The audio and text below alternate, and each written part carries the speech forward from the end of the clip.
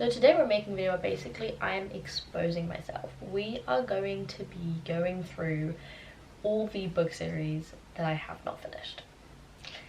And let me tell you, there are a few. Honestly, it's not as bad as I would have thought. And I know that there are series that I read a couple years back that I've just completely forgotten about, because there is no way that these 11 series, if I can count correctly, are the only series that I have started and not finished. I'm not including unfinished series because I'm waiting for the next release, because then there'd be like the Fourth Wing series, the Boys of Tommen series, so I'm not counting that kind of series. It's purely a series where like either all the books are out or there are more books out I haven't read. If you guys can see the stack of books of like the unfinished series, and I'm eyeing it and I'm worried that it's gonna fall over at one point. But yeah, so make yourself a cozy drink if you're in a cold place, make yourself a nice iced coffee if you're in a warm place, get cozy, get a nice blanket, and let's get into the video.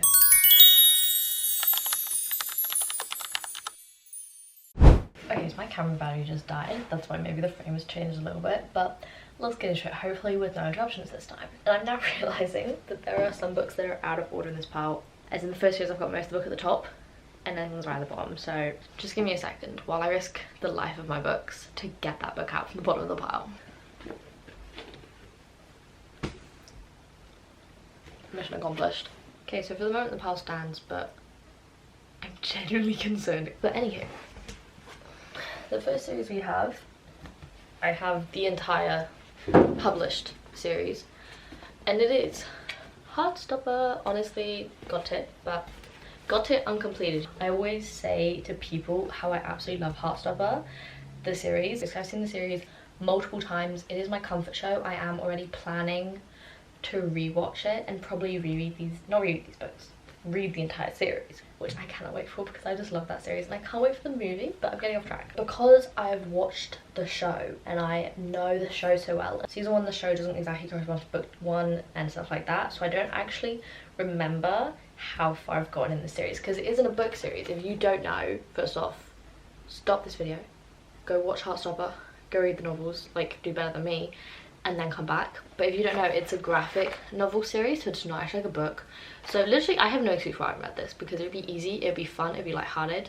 I probably also cry, but what is a god tier epic series if it doesn't make you cry and laugh at the same time? So I know I've read book 1, almost definitely read book 2, and I think I'm on book 3, I think, but not very far in. I think maybe I read the very beginning. I honestly couldn't tell you. I'm just like looking at these photos and like remembering the plan from the TV show. These book series are here to destroy me. So I have the This Winter novella, I have volume 4 and 5, and volume 6, which is the last volume, is being written, so that's not out yet. And then there's also Nick and Charlie, which is a novella set after the book. So I think this would technically contain spoilers for volume 6 because it's set after, but I don't know, I haven't read it. In the first unfinished series, I've read 2 out of 7 books, which is honestly not great considering I have all 7 of those books, but I don't regret a thing. The next book on stack, luckily the whole thing is together, I don't have to go fishing in the bottom pile anymore, but that is, I think it's called The Plated Prisoner. Yeah, The Plated Prisoner series by Raven Kennedy. So this is like a King Midas reimagining, and I found the concept really interesting. I've read book 1, book 2, and I'm almost 100% certain book 3, but I think book 3 I read on Kindle. So I've read 3 books, and there are 6 or 7 books in total. There are 6 books, so I've read half this series, and basically this series, I do think it's a case of you need to get past especially the first book to fully get into it, because I read the first book and I was kind of like meh. Didn't dislike it. I think it was a 3-star, and then I read book 2 and that was a lot better. I read book 3 and that was also a lot better, but I just didn't continue because I was starting, it was when I was doing reading challenges every month, and so next month I was starting a reading challenge, and these books just weren't one of the books that I was going to read in the challenge, and I just haven't picked it back up since. And honestly, it is one of those series, like I enjoyed it in the moment, but I remember almost nothing about it except that it's a King Midas retelling. The main character in the first book, I didn't really like her. I felt she was kind of like, no, I don't want to be mean, but a bit of an idiot, in that she just let things happen to her and she didn't really fight back. But I do think as the books progress, she gets a lot better with that, I will definitely say. Even just from book 1 and 2, there's a huge difference in her character growth. And honestly, I do love retelling, so be that a fairy tale retelling, mythology inspired books. I love that kind of stuff. So I do think I will maybe pick these up. After all, I have the first 2 books, but I would like to finish it because I did enjoy it enough to read it. It's only 6 books. I feel like that wouldn't take that long. So yeah, series 2, 3 out of 6 books. Not bad, halfway. The next one is my greatest shame. Six of Crows. I have not finished the Six of Crows duology, and that is a disgrace.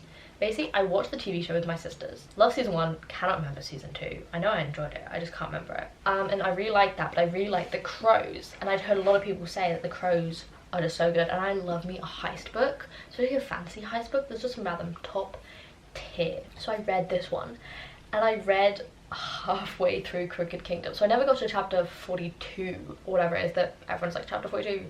I know what happens, but I never finished book 2, Crooked Kingdom, and I got like halfway in, maybe even 3/3. I know I was just before the chapter in the 40s, so I got most of the way through and I just never finished it. If you think me not finishing this book was bad, this summer I was like, okay, I love this book, I want to finish it, but I'm now aware that it's like the second series in 3 connected series, and I was like, I'm gonna start Shadow and Bone, I'm gonna read that, and then I can get to this, and then I can reread it with like all the lore that Shadow and Bone will give me, and I'll enjoy it even more, and then I'll read the second book, and then I'll move on to the next duology, and I'll have completed that, and it'll be like epic. So I read Shadow and Bone book 1, and I went no further. Honestly, I do think Shadow and Bone, the first book, I hope it's just the first book, I just didn't think it was that good. There was nothing explicitly wrong with it, but I also felt the story kind of, nothing really happened. But maybe that's just me.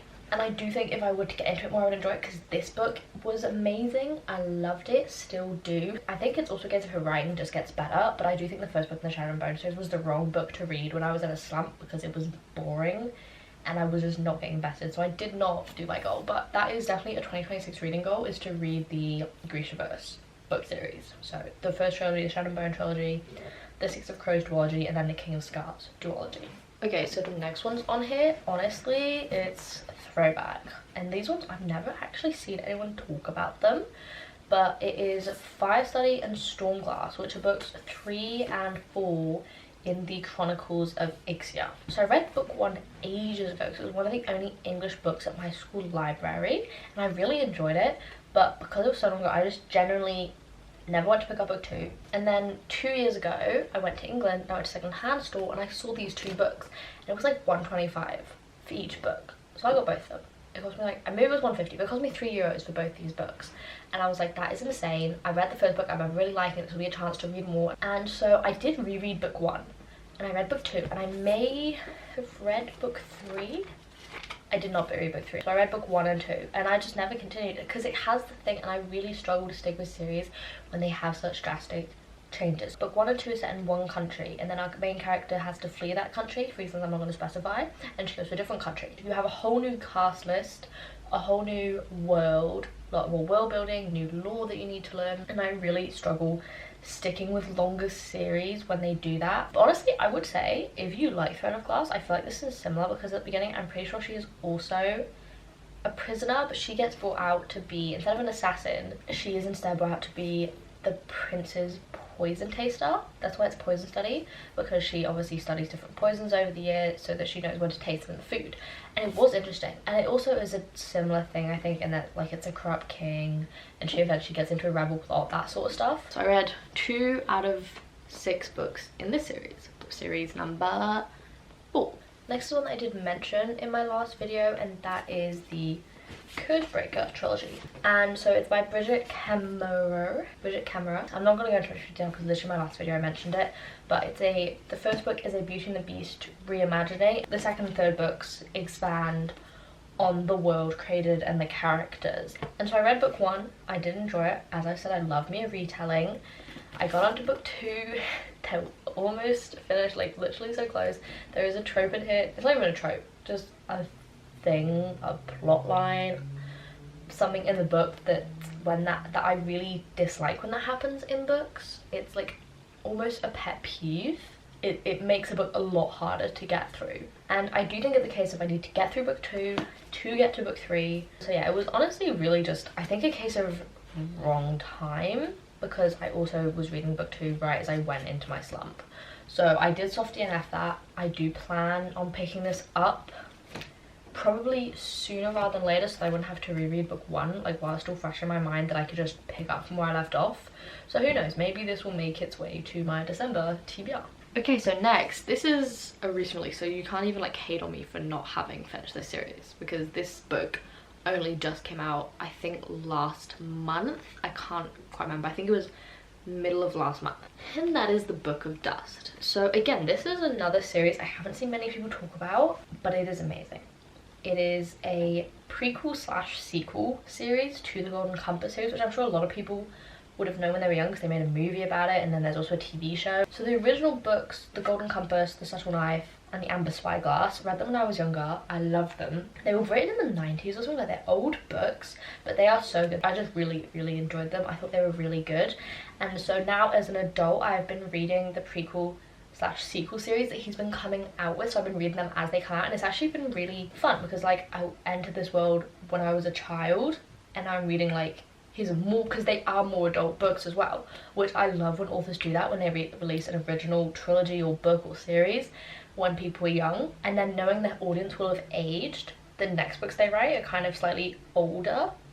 And I just love that because it's a really cool feeling, kind of getting to re-enter the world, and instead of reading it through the lens of a kid, you're reading it through the lens of an adult. I've really enjoyed that. The trilogy is called The Book of Dust, and so every book says The Book of Dust in big, then it has volume 1, 2 and 3. So volume 1, La Belle Sauvage, volume 2, The Secret Commonwealth, and volume 3, The Rose Field. So I read volume 1, probably not when it came out, but at least 5 years ago, before COVID, so ages ago. And then I kind of forgot that it was volume 1, because so the first one is a prequel to the original trilogies, and then the second 2 come after the original trilogies. So because of that, I read book 1 and I kind of didn't think about book 2 or book 3. And then my dad sent me a article being like, his review of the book, didn't you read the first one in the series? And I was like, oh my god. And so then I got that book and I read that. It was like 800 pages, and I think I read it in 3 days, 4 days, either way. It was really good. I did enjoy it, and it's just fun to get, like, when you have a finished trilogy and then there's a sequel and it's like 10 years later and you get to see all that's happened in the character's life, the growth they've been through, and you get to see them again, especially if you read the book years later, so it's almost like you're just catching up with them because you've aged with them. That is honestly the best feeling. And so then, yeah, I read book 2, and I didn't forget it was going to be a third one, but I didn't think about it that often until we went to England a couple months back and I saw that it was going to soon be released, and then I forgot about it again until I went to a bookstore last week and I saw this and I knew that I had to buy it. It's a very long and convoluted explanation for I have been reading the series as it comes out. I love it. I am planning on doing a reread, not of the whole series, because book 1 I remember it pretty well because I read that twice, but I'm going to do a reread of book 2 and then book 3. This is a thick book though, because it's a tall book size, like compared to a regular book, a regular paperback. It's like a tall, it's like hardback size, and then even just like this, it is 620-ish pages. So this is going to take me a while to get through, especially because then the book before is 800 pages. I cannot wait to read this and finally complete this trilogy.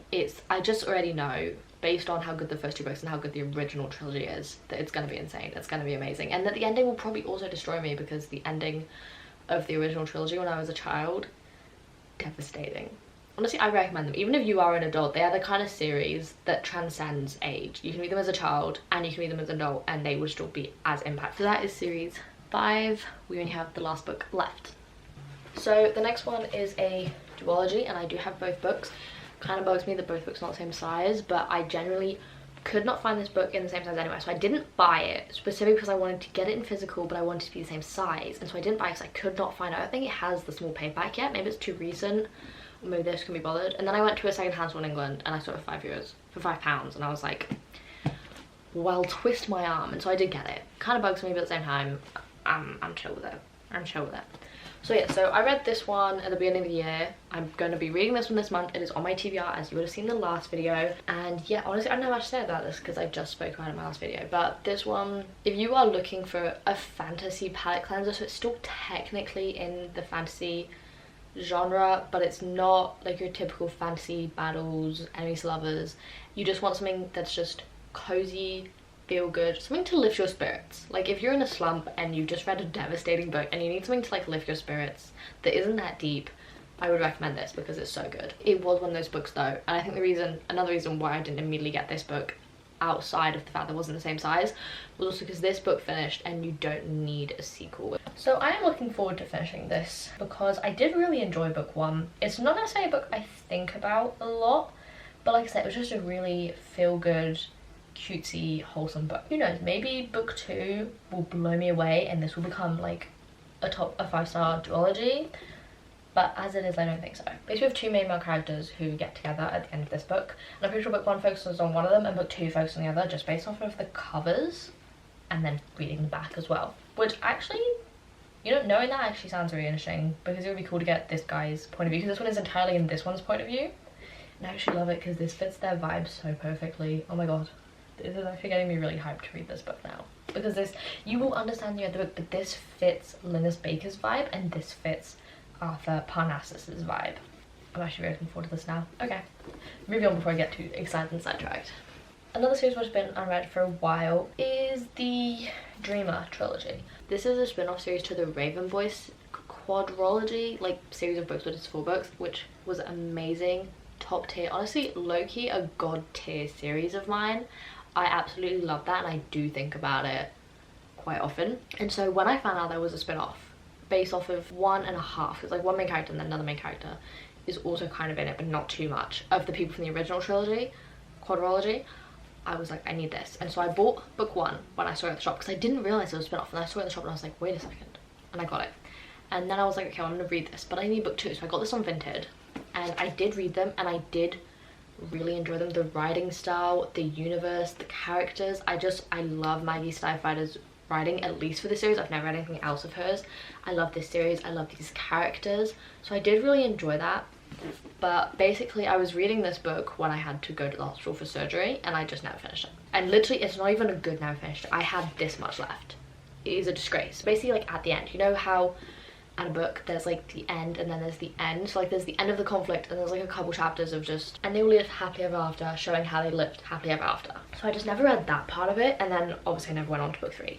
It wasn't a case of an intentional not continuation, as is the case with most of these books. None of them were intentionally not continued. It was more just a case of I picked up another book and moved on, which is, I'm now realizing maybe I just need to stop picking up other books. I just need to finish the series. The 2 next series, I completely forgot that I'd started them until I went and looked at my bookshelves for books to use in this video, and I was like, oh my god, that's true, these books have a continuation. So the first one is Once and Future. So this is a King Arthur retelling, and as you know, I love retellings. When I was reading it, it was kind of when it was my first year of uni, and I just wasn't reading as much. I was kind of picking up books, casually reading them, and then not going any further. I was kind of just reading because reading was something I'd always done, and so I was continuing because I enjoyed it, but nothing more. So unfortunately this series was a victim of that mindset, but I really need to read the second one because like it ended on a cliffhanger, and I'm just remembering how it ended, and I need to reread the series because okay, King Arthur retelling, non-binary main character, set in space,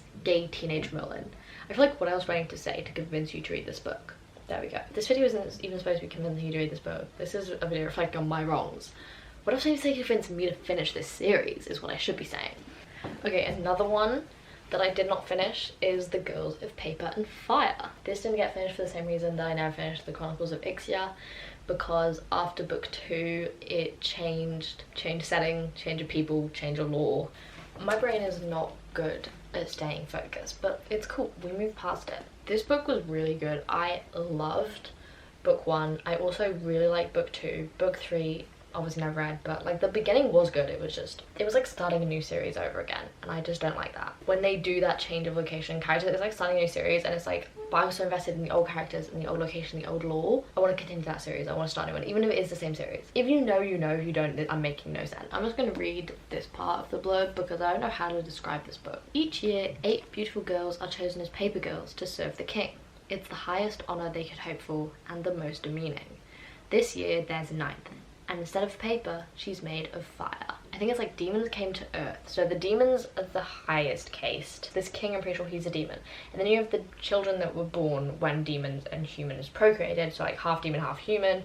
They're the second caste. And then the lowest caste, the paper caste, is just basic humans. And so obviously our main character, Lei, is a paper caste. So she gets chosen to serve the king as part of his harem. Basically it's just really interesting. And she falls in love with one of the other members of the harem, so it is sapphic. I feel like there aren't that many sapphic epic fantasy series. There's a limited amount, and I would love to read more. But yeah, so honestly this series was really, really good. I would recommend it. And then the last series is honestly even more shameful than not reading Six of Crows, because it is my favourite series of all time. And that is The Cruel Prince. Now before you get confused, I have read the entirety of the Cruel Prince trilogy, but Holly Black wrote a sequel spin-off series which is set 10 or 8 years later and has the female main character as a new character, and the main character is Oak, who, if you've read this book, you know, and Oak is like a main character and this younger brother. So we do know some of the characters. As soon as I found out, because again, it was a case of like, wait, there's a spin-off and I haven't read it and I wasn't made aware of this.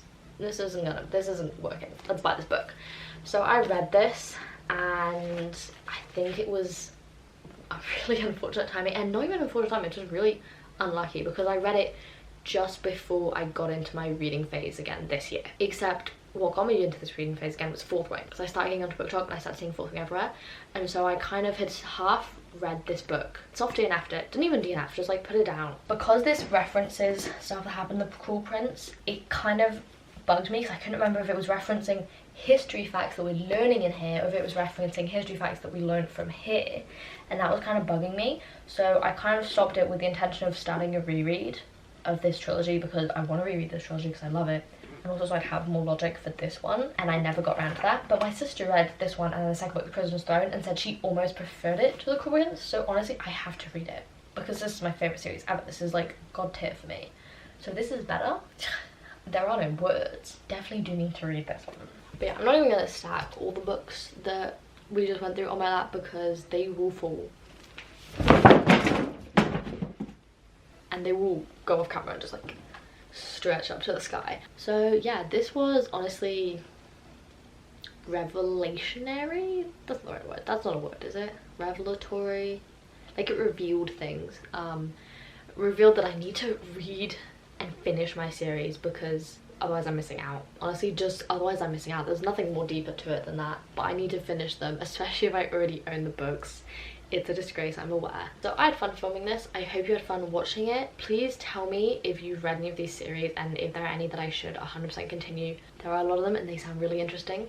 But yeah, if you like this video, give it a thumbs up. Subscribe. There's only 2 videos in. Every subscriber is very much appreciated. And yeah, I will see you this time next week.